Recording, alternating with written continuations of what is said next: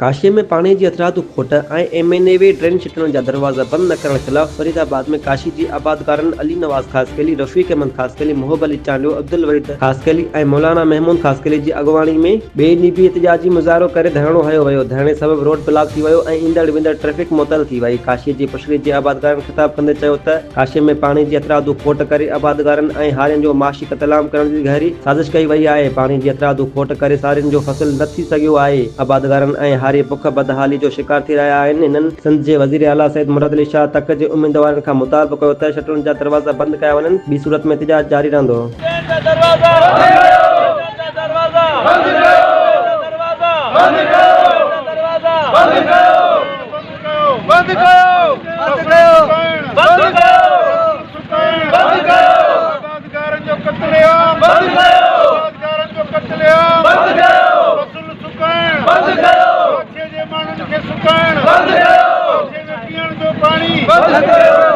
तमाम शदीद दुकारा एमएनवी ट्रेन के हथ सां इरिगेशन अमलदारन खोले करे असांजो मुआशी कतलेआम कयो आहे। हिते फसल सुकल था, आबादकार परेशान वेठा आहिनि।